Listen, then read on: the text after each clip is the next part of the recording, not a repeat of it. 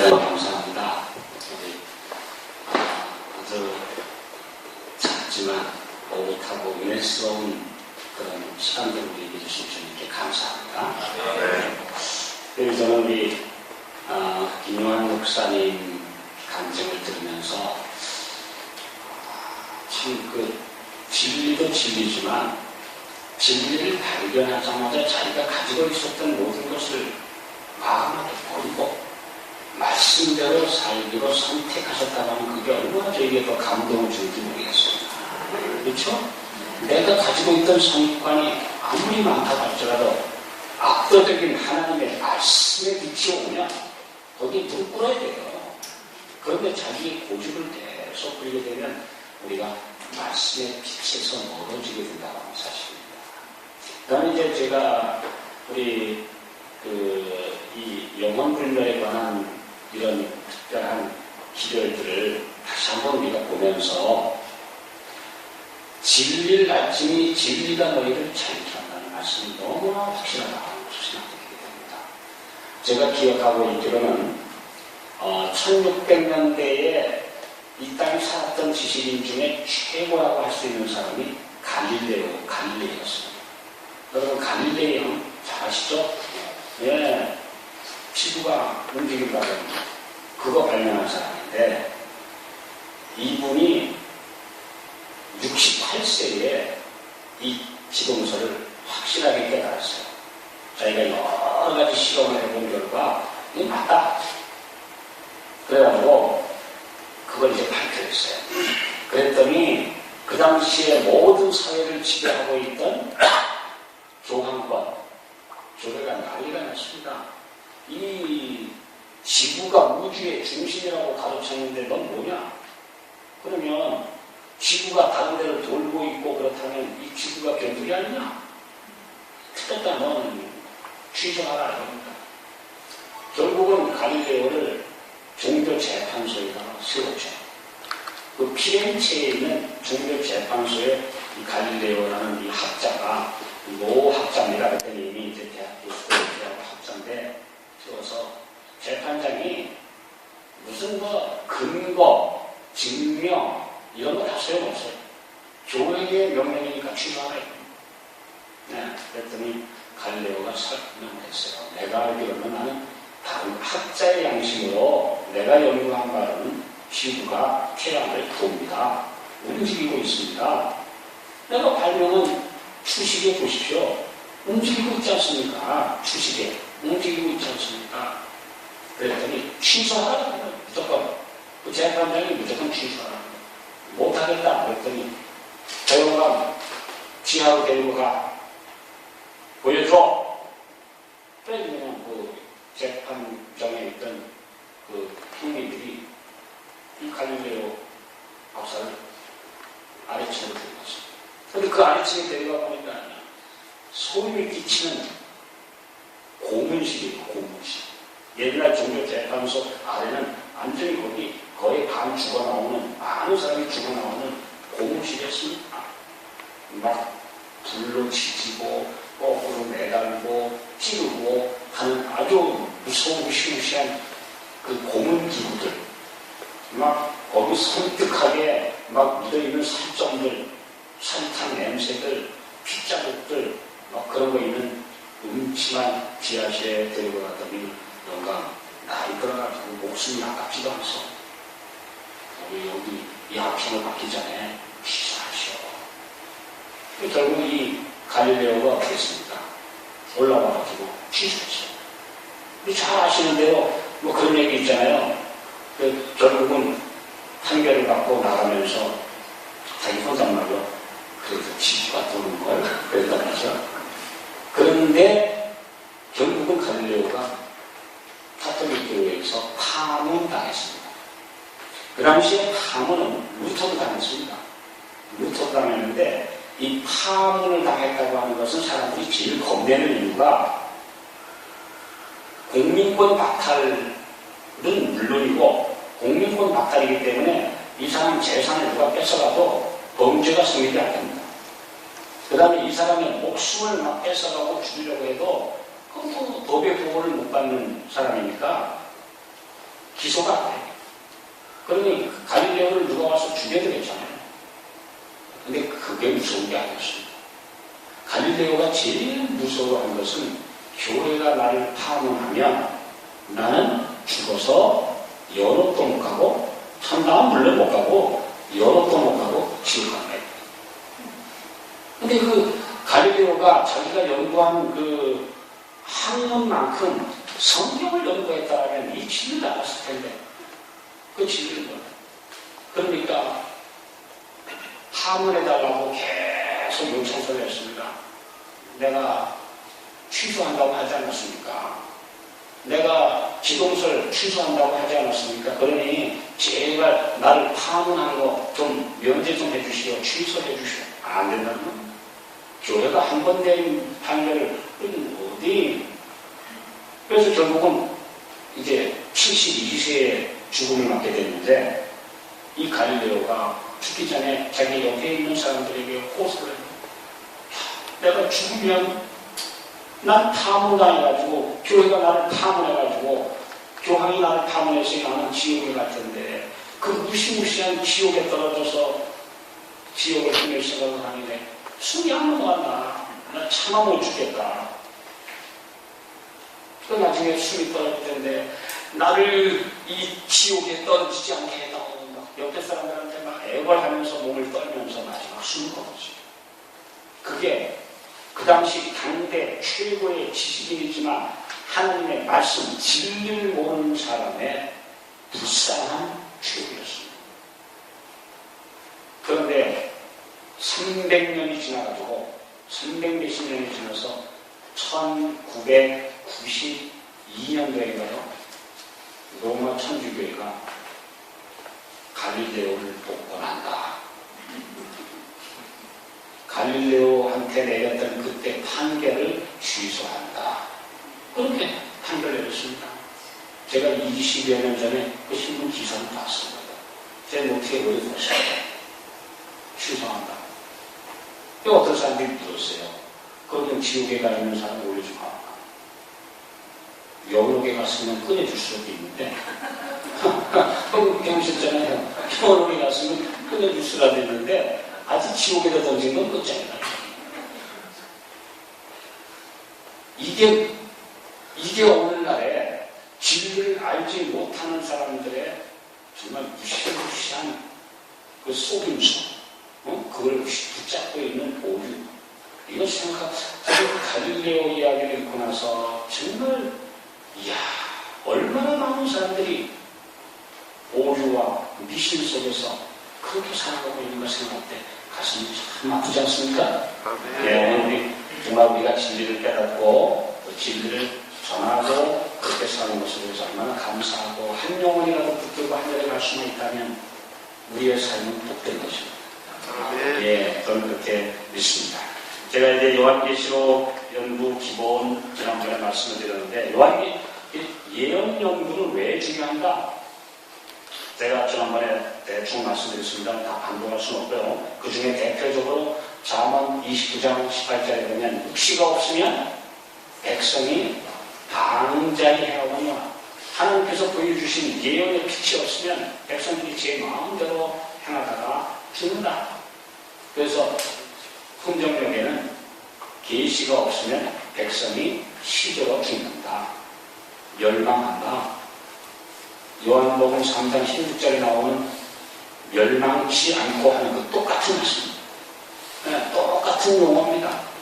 그래서 오늘 우리가 예언의 빛이 없으면 백성들이 신앙이 시들고 소망이 시들어버리고 앞길을 알지 못해서 헤매다가 침몰한다고 합니다.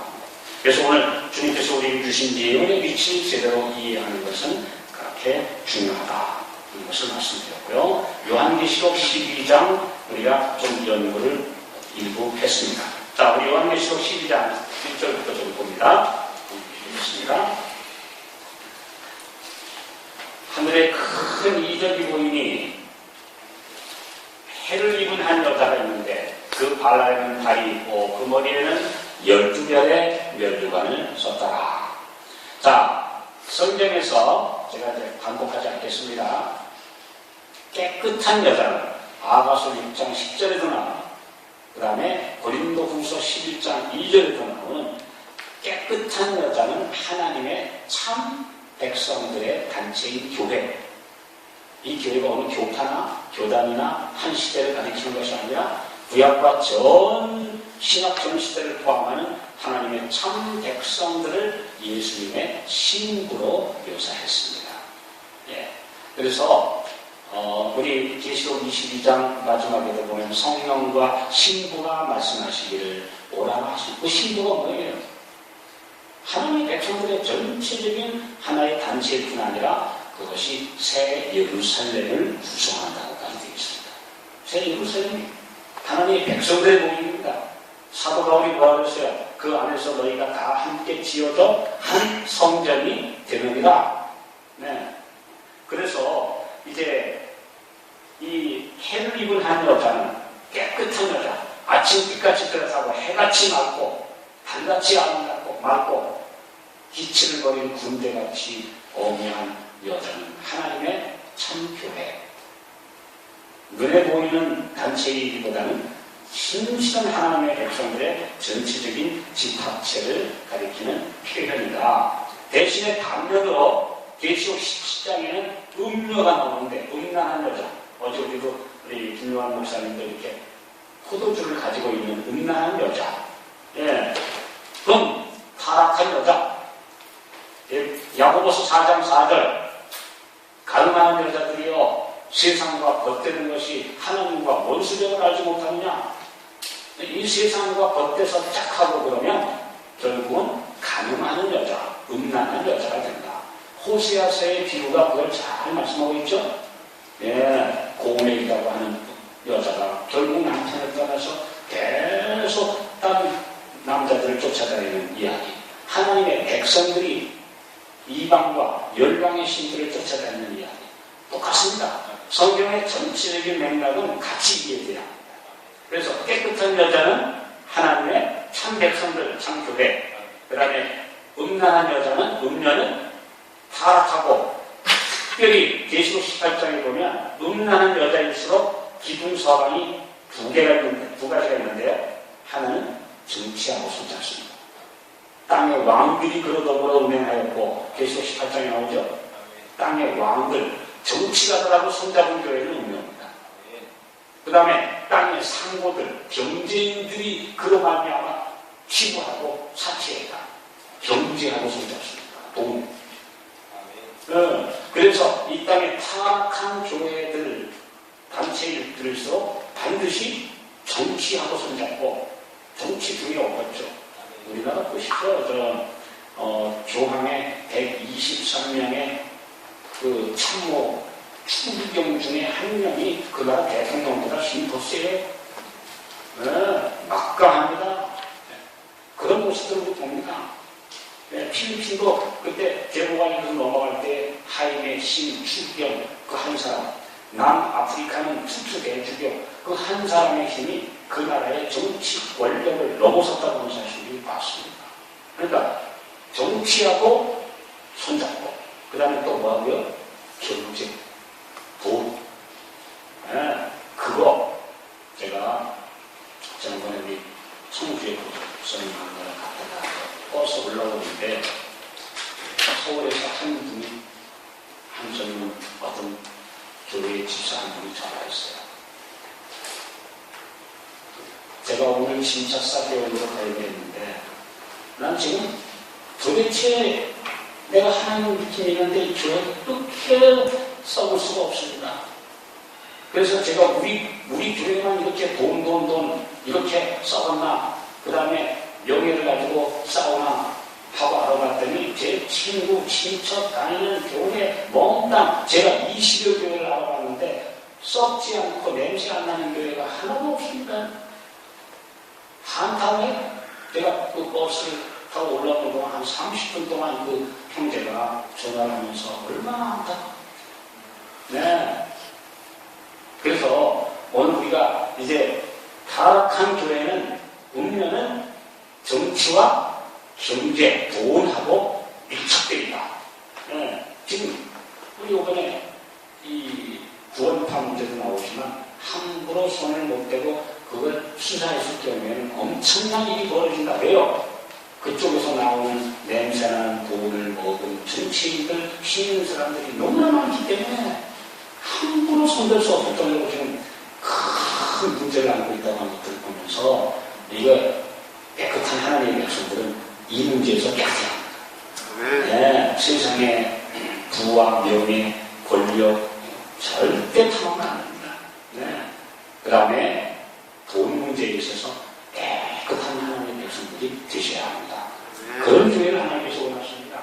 그래서 이 교회, 이 여자는 하나님의 참 신부는 해를 입었다. 그래서 우리가 지난번에 연구한 대로 갈라디아 3장 27절에 하나님의 그리스도의 백성들은 예수를 옮기고 있는데 예수를 옮기고 있습니다. 네. 정말 해같이 빛나고 맑으신 계시록 1장 18절 19절에 해같이 빛난 그리스도를 완전히 반사하는 참교회가 하나님의 참교회입니다.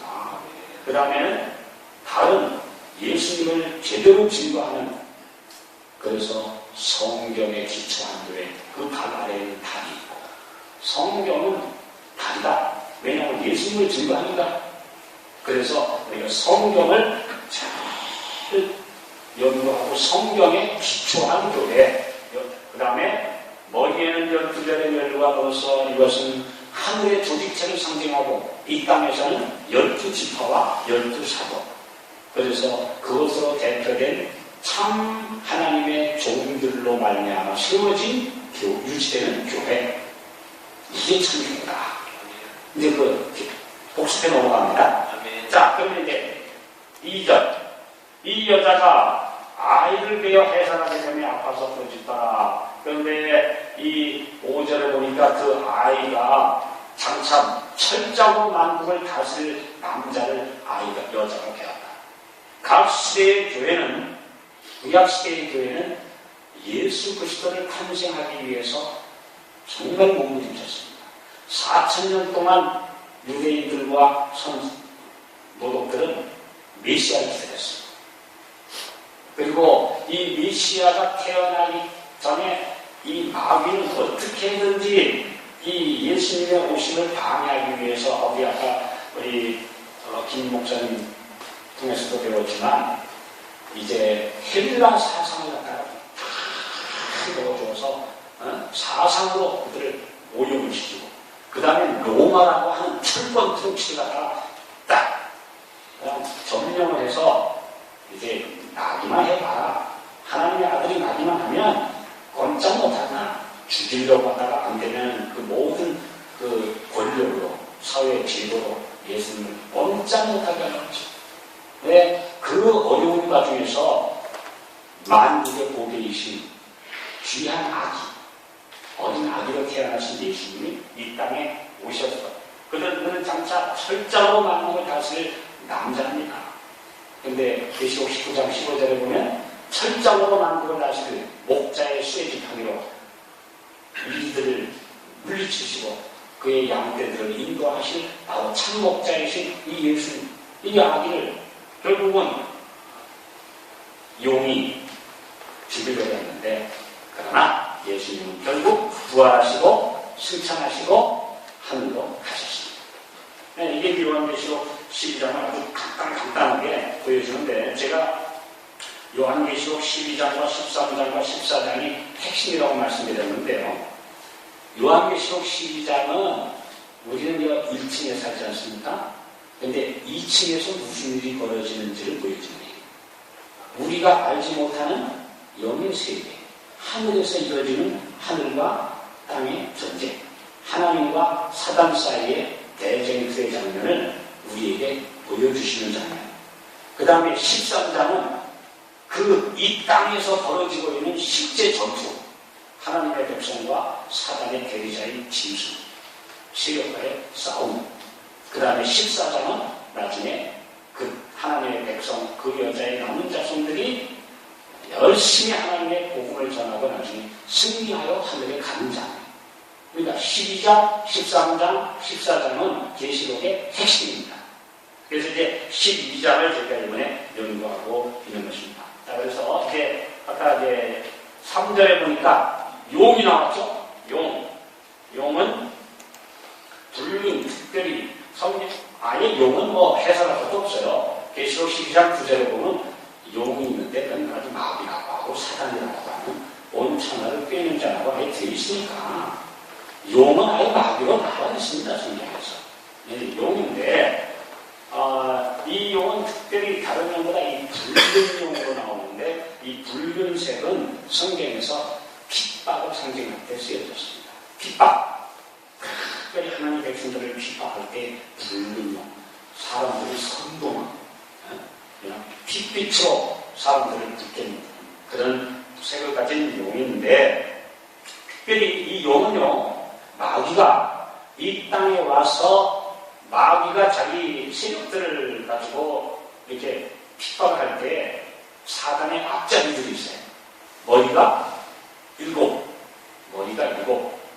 이 머리가 7은 우리가 이제 보통 이해할 때 각 시대의 하나님의 백성과 이스라엘을 괴롭혔던 이 땅의 가장 으뜸가는 정치 세력 나라들을 가리켰는데 다니엘 7장 24절에 그 부분에 보면 짐승은 나라가 되어 있습니다. 그러니까 이제 이 땅에 있었던 대제국들 하나님의 백성을 공격하고 괴롭혔던 세력들을 짐승 머리라고 하는데 이 머리가 애국, 아시리아, 바벨론, 메데페르시아, 그리스, 로마, 그 다음에 교황 로마까지 7세력은 전 세계에 내려오면서 역사를 통해서 하나님의 백성들을 핍박하고 못 살게 했던 세력들입니다. 근데 그 세력들 가지고 그 다음에 거기에 또 열불 그 시대마다 있었던 그 왕들, 각 나라들을 통해서 그의 세력들을 통해서 하나님의 백성들을 핍박을 했습니다. 그래서 이제 이 용은 특별히 그 꼬리가 하늘별 3분의 1을 끌어다가 땅에 던졌다. 자, 꼬리는 뭘 가르치느냐 한번 좀 보겠습니다. 이사야 9장 꼬리로 떨어뜨렸다는 말은 무슨 뜻인가? 이사야 9장 15절과 16절. 여러분 아직 좀 돌리시는 시간인데요. 아주 좀 졸면서도 들으시면 됩니다. 저도 그랬어요. 졸릴 때는 눈을 좀 지그시 감고 듣기도 하면 됩니다. 이사야 9장 15절, 16절. 머리는 곧 장로와 정죄한 자요. 꼬리는 곧 거짓말을 가르치는 선지자요.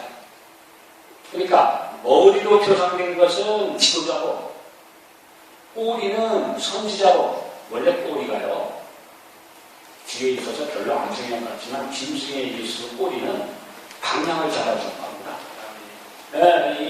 방향 잡아주는 게 꼬리예요. 그래서 동물에게 있어서 꼬리가 없으면 이 방향을 못 잡아가지고 막 비틀비틀하고 갑니다. 그래서 이 꼬리는 방향을 제대로 잡아주는. 그래서 배도 그렇잖아요. 배가 큰 배가 있지만 뒤에 있는 작은 키. 그 키가 하나가 방향을 조절해 주죠. 근데 이 꼬리는 선지자였습니다. 선지자들이 제대로 가르쳐 줘가지고 방향을 잡아줘야 되는데 여기 보니까 그릇된 거 가르쳐. 거짓말 가르치는 선지자예요. 그러니까 마귀도 이 머리로는 핍박하고 지시하지만 그 자기의 그릇된 가르침을 가지고 천사들까지 3분의 1을 피해서 떨어졌어요. 그런데 오늘날도 이 세상을 그릇가게 만드는 것은 앞에서 끌어가는 정치 세력과 교회 지도자도 중요하지만 잘못되고 가르치는 교사들, 목사들. 네. 그래서 하나님의 백성들을 바른 길로 인도해 줄 사람들이 방향을 잘못 잡게 만드는 그릇된 가르침을 여기 꼬리로. 네. 그래서 하늘별 3분의 1을 떨어뜨렸고 그 다음에 이 백성들을 그릇된 길로 인도하고 있다. 그랬습니다. 모르겠어요. 제가 연구한 건데 여러분 말씀에 맞으면 그대로 받아들이시면 됩니다. 예. 자, 그 다음에 여기 하늘 별은 특별히 천사들을 가리켰기 때문에 하늘 천사의 3분의 1을 타락시켰다고 하는 성경의 가르침을 그대로 믿습니다. 우리는 그래서 귀신이나 영이나 뭐 이런 것들이 다 용어는 많지만 오로지 다 마귀, 사단, 루시퍼가 그의 부하들. 마귀 많습니다. 정말 얼마나 못했는지 꽤 얼마 전에 아프리카의 루안다에서 불과 100일 동안에 수십만 명을 죽인 대학살이 났죠. 100만 명이나 죽었다고요. 그때 세계에 양심 있는 사람들이 거기 가보고 깜짝 놀라서 세상에 악마가 이렇게 많을 수가 있단 말이냐. 어떻게 사람이 사람을 그렇게 무섭게 죽일 수가 있단 말이냐. 네. 그래서 이제 이 악마 사단이 왜 지금 이런 나쁜 짓들을 끊임없이 자행하고 있는지 계속 시간이 나옵니다. 우리가 이제 그 문제를 보면 다 이해가 되게 되어 있습니다. 자, 이제 제가 12장을 오늘 마쳐야 되는데 빨리 준비해야 될 것 같습니다. 자, 이제 붉은 아이를 삼키고자 하더니 그러나 그리스도는 결국 승리하시고 이제 하늘로 올라가셨더니 이제는 계시록 12장 6절 이제는 그 여자가 여자를 죽이려고 해죠. 네. 예수님을 죽이려고 하다가 예수님을 결국 죽이지 못하고 그가 십자가로 승리하시고 부활하셔서 승천하시고 나니까 이제는 남자를 낳은 여자 하나님의 참교회 사도시대 그 교회를 핍박해요. 죽이려고. 얼마나 핍박했습니까? 그랬더니 그 여자가 나중에 결국은 광야로 도망가네. 거기서 1260일 동안 저를 양육하게 하여 하나님의 예비하신 것이 있더라. 그 여자가 견디다 못해가지고 결국은 사람이 별로 없고 성경에서 광야라고 하는 표현은 사람이 별로 없는 곳 이렇게 씁니다. 그래서 사람이 별로 없는 황량한 그런 곳으로 피난해서 1260일을 하나님께서 잘 보존을 해 주신 것이 있다. 자, 이제 우리 이 문제를 좀 생각을 해 보겠습니다. 성경에서 1260일이 세 가지로 나옵니다. 다니엘서 7장 25절과 12장 7절, 계시록 12장 14절에 보면 한때, 두때, 반때 이렇게 나와요. 근데 그거 원어상에 보면 1년, 2년, 반년 해주십니다. 그렇기 때문에 한때, 두때, 반때는 3년 반. 3년 반. 그 다음에 계시록 11장 2절하고 여기 13장 5절에 보면 42달. 자, 우리 3년 반이 몇 달이죠? 똑같아요.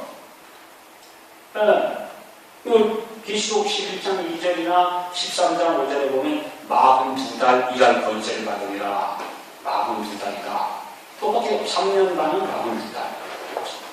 유대 달력은 한 달이 양력, 음력 이런 거 없어요. 유대력은 무조건 한 달이 30일이고. 그래서 계시록 11장 3절과 여기 12장 6절 두 번 나오는데 1260일입니다. 똑같아요. 42달 곱하기 30일 해보세요. 3, 42, 3일, 1260일. 그러니까 이 세 가지는 사실상 같은 기간에 대한 표현이다. 한때, 두때, 반때, 42달, 그 다음에 1260일은 같은 기간이다. 하는 것을 우리가 알 수 있습니다. 자, 그래서 성경의 이 모든 기간이 다 7번이 딱 나오는데 같은 기간을 가진 표현이다. 물론 그렇게 다르게 표현한 이유가 무엇일까? 이건 우리가 더 깊이 생각을 저도 하는 게 있습니다만 그건 좀 나중에 말씀드리겠습니다. 그런데 이 기간은 사실상 어디서 기록된 이야기냐? 구약 성경의 엘리야가 디셉 산 중에 엘리야가 살았던 디셉 산 중은요, 고고학자들이 못 찾아요. 그 정도로 이름이 없는 아주 깊은 산골에 하나님을 신실히 믿던 엘리야라는 사람이 살았는데 그 백성들이 전부 우상 숭배에 물들었어요. 누구와 누구 때문에? 아합 왕과 아합 장계를 잘못 가가지고 뭐야? 바알신 대제사장의 딸 아내를 데려왔는데 이세벨. 그 아합과 이세벨의 이야기는요, 나중에 두고두고 중세시대 교회를 성장하고 있습니다. 이세벨, 거짓 선지자, 계시록 2장에 보면 이세벨의 가르침을 따른다. 이세벨, 근데 아합은요 원래 그렇게 나쁜 왕이 아닌데 그 악한 여자에게 물들어가지고 나쁜 짓을 했어요. 네. 구약 이 신약에도 보면 로마 교회가 최상권을 잡기 위해서는 반드시 아까 말씀드린 대로 정치 세력과 손을 잡았는데 그게 신성 로마 제국이라고 하는 독일 제국을 중심으로 하는 제국이 이 로마 교황권을 든든히 받쳐주는 기둥서방으로 됐습니다. 그게 바로 아합과 이세벨의 연합이다. 근데 그때 그래가지고 전부 다 타락한 거 보고 엘리야가 너무나 안타까워서 기도하는데 하나님께서 너 가서 아합 왕을 찾아가서 내 말이 없으면 3년 반 동안은 비도 이슬도 내리지 않겠다 해라. 갔습니다. 그대로 선언했어요. 정확하게 3년 반 동안 그 나라에 비도 안 오고 이슬도 안 왔어요. 야단이 났죠? 근데 그때 하나님 엘리야가 어디로 갔어요? 사람의 영은 그리 시내가로 갔다가 그 다음에 또 나중에 과부의 집에 가서 거기서 하나님께서 그를 보호해 주셨는데 바로 그 일과 똑같은 일이 마지막 중세시대에 일어났다 이거예요. 자, 똑같이 3년 반이고 네? 그 다음에 똑같은 하나님의 참 진실한 엘리야 선지자가 핍박을 당해서 죽이려고 하니까 도망가고 숨었고 하나님께서 길러주셨고 이런 일이 똑같이 반복이 됐는데 중세시대에 일어났다. 근데 그것은 예언에서는 그거보다 훨씬 긴 기간인데 자 우리 한번 찾아봅시다. 민수기 14장 34장 하세요. 민수기 14장 34장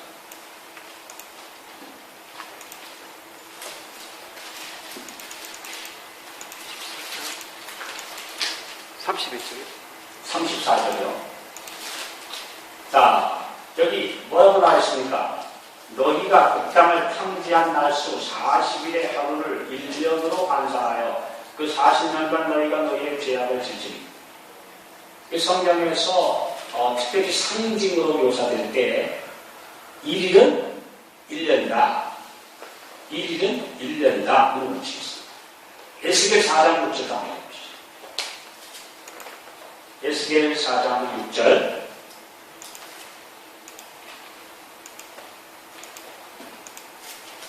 자, 그 수가 차거든 너는 우편으로 누워 유다 족속의 죄악을 담당하라. 내가 네게 40일로 정하였나니 1일이 1년입니다.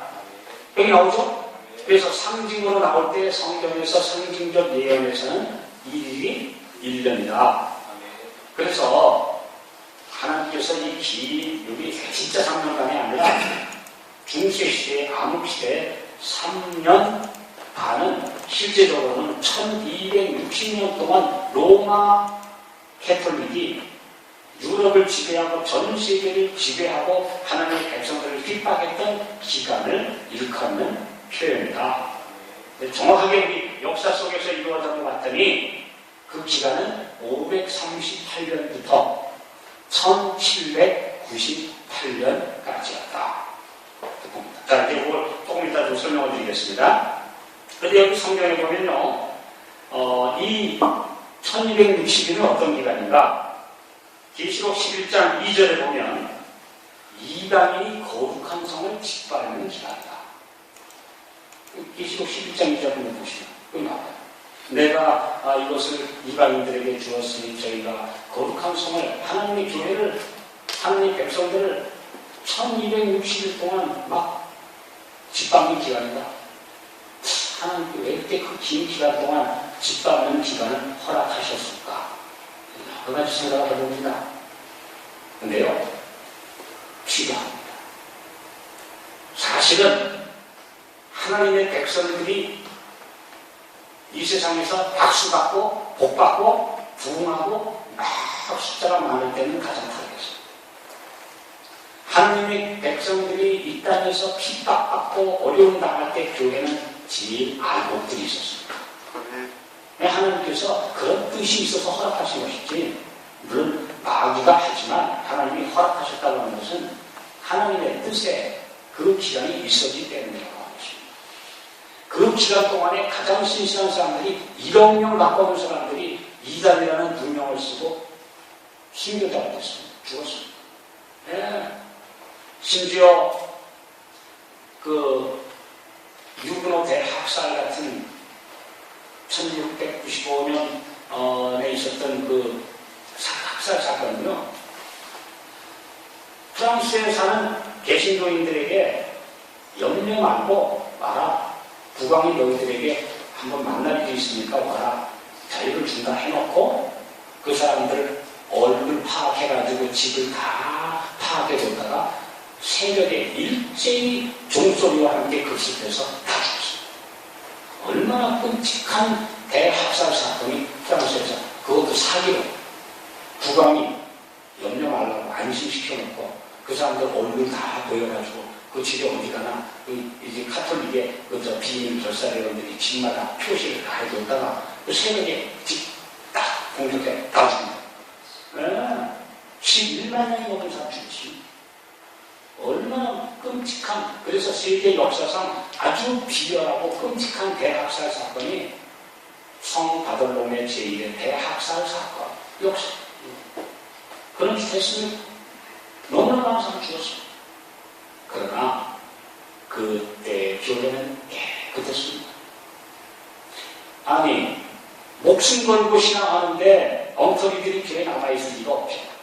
그때 정말 깨끗한 교회. 그래서 어떤 면에서 지금같이 번영하는 시대보다 그 1260년 그 기간 동안에 왈데 스님들, 알비제 스님들, 유근호인들, 그 다음에 더 보헤미아인들, 그 다음에 개혁자들, 신실한 사람들, 더 많은 사람들이 하나님의 알복으로 하늘 곳간에 들여지는 기간이었다고 저는 봅니다. 네. 그 다음에 계시록 11장 3절에 보면 이 42달 1260일은 두 증인이 배옷 입고 예언하는 기간이다. 두 증인은 나중에 우리 자세히 보시겠지만 신약과 구약을 가리키는 하나님의 신실한 말씀을 가진 증인들이 이제 배옷 입고 슬픔 중에서 예언하는 기간이었다. 그 다음에 12장 6절과 14절은 여자가 광야에서 보호받는 기간이고, 그 다음에 13장 5절에 보면 이 못된 짐승이 활약하는 기간, 하나님의 백성을 핍박하는 짐승이 활약하는 짐승의 전성기였다. 그렇게 성경에서 나오고 있습니다. 그 다음에 다니엘 7장 25절에 보면 작은 뿔이 성도들을 박해하는 기간이다. 이렇게 묘사된 걸로 봐서 이 기간은 바로 교황권의 전성기다. 자, 그럼 언제부터냐? 왜 우리가 538년부터 1798년으로 잡느냐? 나중에 제가 이제 사실 이제 PPT를 만들든지 아니면 이 심판에 좀 쓰려고 했는데, 제가 이제 간단하게 말씀드리면 538년은 로마 교황이 완전히 전 세계를 장악한 해입니다. 실제로 세계 교회의 머리라고 선언한 해는 508년이에요. 508년인데 유럽과 아프리카에 있던 세 나라가 인정 못해. 그 말 안 했어요. 그랬더니 로마 황제가 군대를 보내가지고 세 나라를 다 멸망시켰어요. 다니엘 7장에 나옵니다. 그 작은 뿔 말 안 듣는다고 세 뿔을 뽑아버렸다고 나와 있어요. 그래서 동코트, 반달, 헤르빌 이 세 나라를 완전히 멸망시켜가지고 538년에 동코트, 이태리에 있는 세력이 멸망하면서 로마 교황한테 함부로 맞설 세력이 없어졌어요. 중세기에 로마 교황의 세력이 얼마나 컸는지요. 영국의 존 왕이라고 하는 사람은 교황이 너 영국 왕 너 이리 와 소환령을 했습니다. 그랬더니 영국 왕이요, 영국의 그래도 왕인데 로마 교황이 소환을 했더니 교황청에 가가지고 저 입구에서부터 무릎으로 기어가지고 교황님 정말 나름대로 죄송합니다 용서해달라고 머리를 땅에 대고 빌어가면서 거기서 무릎 꿇고 궁전을 들어가서 교황의 발에 입 맞추고 발바닥에다가 키스하고 제발 용서해달라고 용서해 줄 테니까 다시는 까불지 마. 그 정도입니다. 영국의 왕이 로마 교황 앞에 무릎 꿇고 기어가서 발바닥에 발에 입 맞추고 빌어가지고 용서받으며 또 그 다음에 또 유명한 사건 뭐 있죠? 카모사의 구역 사건 1226년에 독일 황제가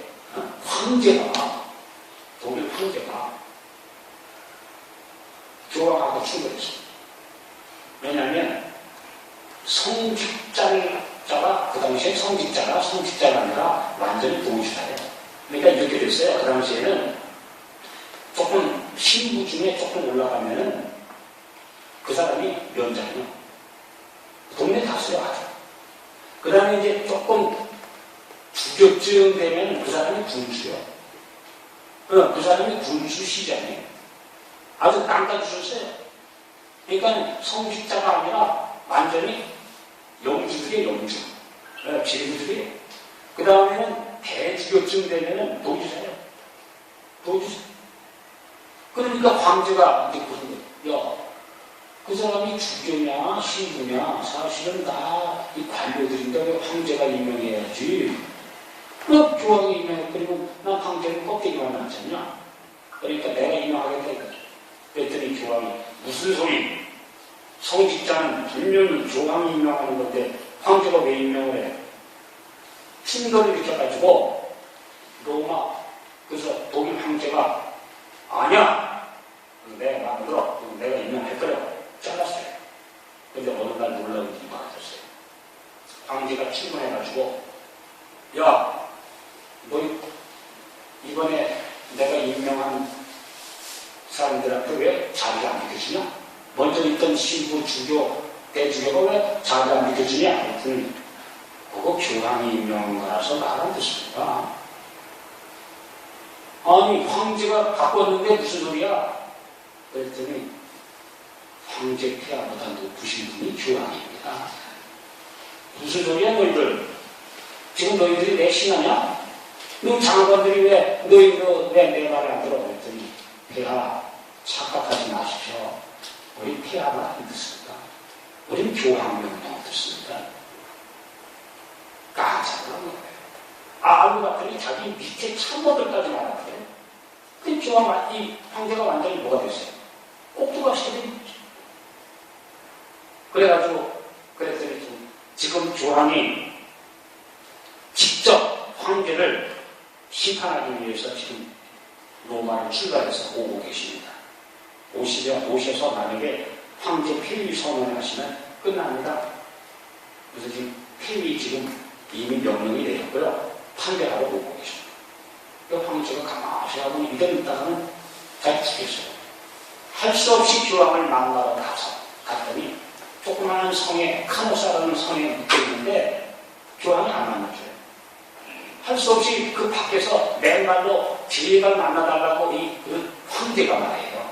그래도 245명의 독일 제국의 왕들을 거느린 황제가 제국들을 거느린 황제가 그 카모사 성 바깥에서 맨발로 3일 동안 먹지도 못하고 정말 빌었어요. 3일 만에 허락해 줄 테니까 들어가. 여기 앉아. 당신 이제부터 내 말 들을 거야 안 들을 거야. 안 들으면 황제 끝이다. 미안하다. 죄송하다. 그럼 결국은 용서가 갔어요. 그게 대구역 사건 아닙니까? 이게 바로 중세기를 완전히 손에다가 쥐었던 로마 교황권의 세력입니다. 그런데 우리가 성경 내용이 정확하게 맞으려니까 1798년에 어떤 일이 벌어졌습니다. 프랑스의 혁명 부대의 장군이 버르티어 장군이 리테이를 쳐들어가서 교황 피우스 6세를 포로로 잡았습니다. 잡아다가 발레르스라고 하는 성에다가 태어났더니 1년 후에 죽었어요. 그래서 로마 교황이 유럽을 지배하던 세력은 1798년에 정확하게 끝나요. 그래서 성경 예언을 연구해보니까 성경 말씀이 너무 정확해요. 1260년, 538년부터 1798년까지 유럽을 지배하던 세력이 1798년에 끝나버렸어요. 왜 유명사? 그런데 놀라운 사고는요. 이거 연구하면 놀라운 수밖에 없는 것은 요한계시록 13장에 보면 다 죽게 된 것 같더니 죽게 되었던 상처가 나중에 나아요.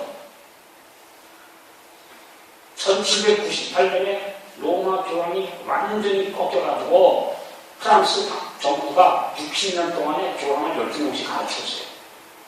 그리고 이제 교황은 이제 끝난 줄 알았어요. 그랬는데